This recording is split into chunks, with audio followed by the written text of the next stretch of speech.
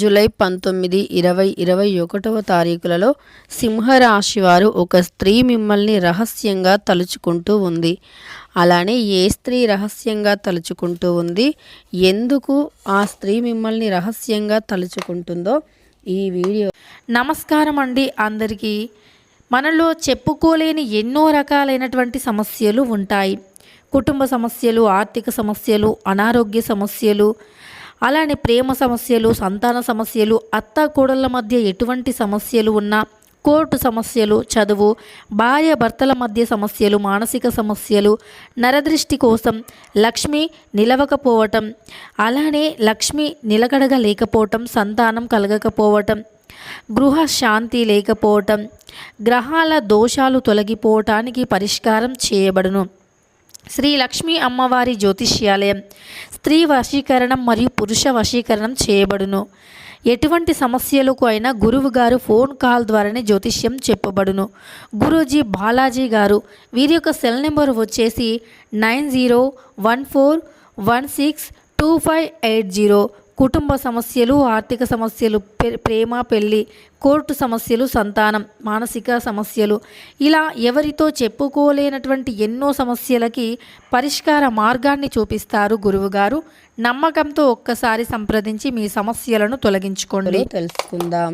వీడియోని మాత్రం ఎక్కడా కూడా స్కిప్ అనేది చేయకుండా చివరి వరకు చూడండి. అప్పుడే మేమేం చెబుతున్నామో మీకు చాలా స్పష్టంగా మరియు పూర్తిగా అర్థమవుతుంది. ఇక వీడియోలోకి వెళితే గనక, సింహరాశి అనేది రాశి చక్రంలో 5వ రాశి. మక 1, 2, 3, 4 పాదాలు, పుబ్బ 1, 2, 3, 4 పాదాలు, ఉత్తర 1వ పాదంలో జన్మించిన వ్యక్తులని సింహరాశి వారిగా పరిగణిస్తూ ఉంటారు. ఈ రాశికి అధిపతి, సింహరాశికి అధిపతి సూర్యుడు కాబట్టి సూర్య భగవానుడు వీరిపైన ఎప్పుడు చల్లని చూపు ఉంచుతారు. కాకపోతే వీరు కొన్ని సందర్భాలలో మాత్రం చాలా జాగ్రత్తగా ఉండాలి. మనుషులను మీరు నమ్మకూడదు. ఎందుకంటే మీకు నమ్మక ద్రోహం జరిగే అవకాశం ఎక్కువగా ఉంటుంది.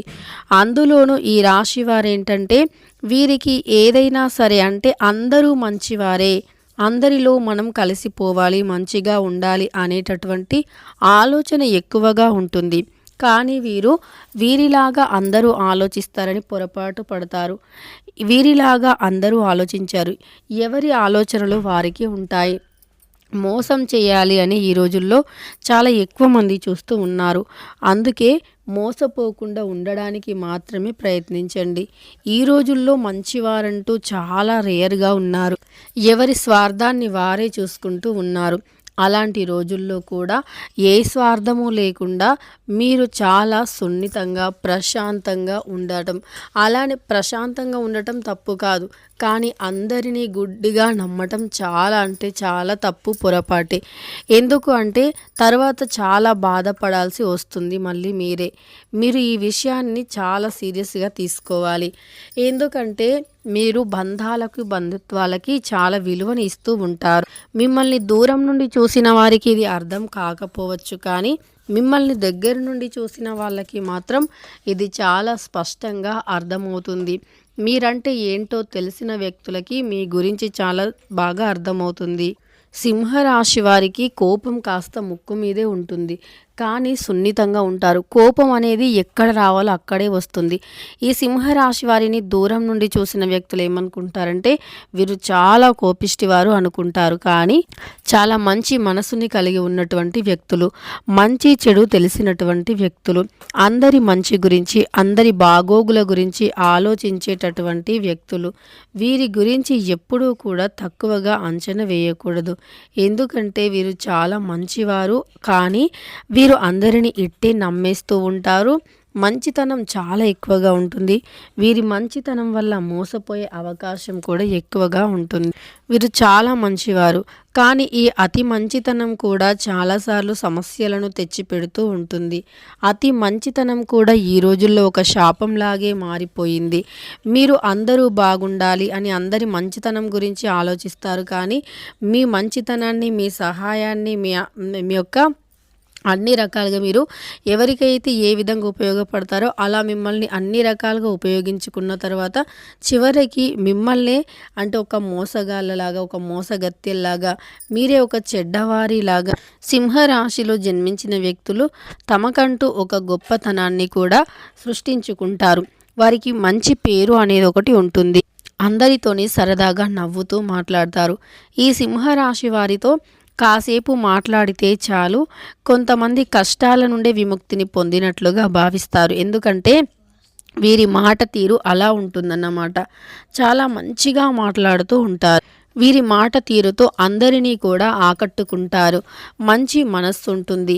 మాటలతో ఎదుటి వ్యక్తులను మనస్సు కుదుటపరిచేటటువంటి మంచితనం, అలానే వీరి మాటలకి పవర్ ఉంటుందన్నమాట.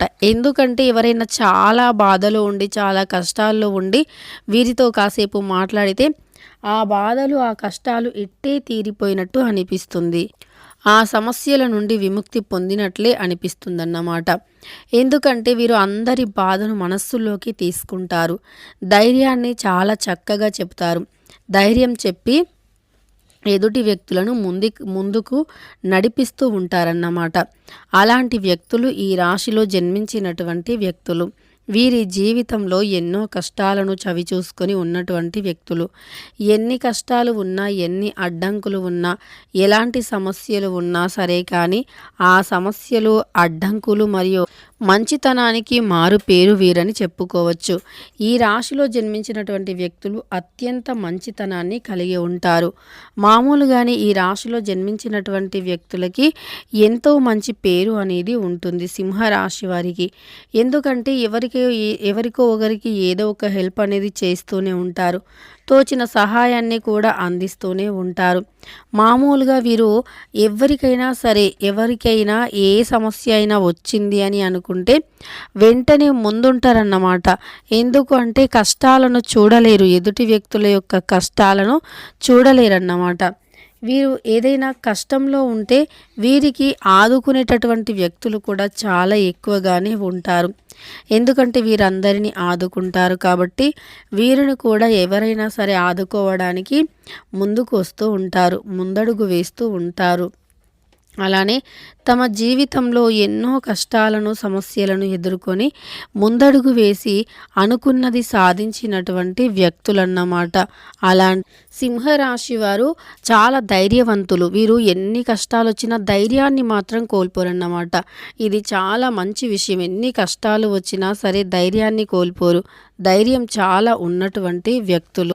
సింహరాశి వారు మంచి వ్యక్తులు, కానీ వీరు ఎవరికైనా సహాయం చేయాల్సి వస్తే చాలా ఆలోచించకుండా చేస్తూ ఉంటారు. అది పొరపాటు. ఈ రోజుల్లో అలా సహాయం చేయటం అస్సలు మంచిది కాదు. మళ్ళీ మీరు సహాయాన్ని ఆశించడం అయితే ఇంకా అది ఆశలు వదులుకోవటమే.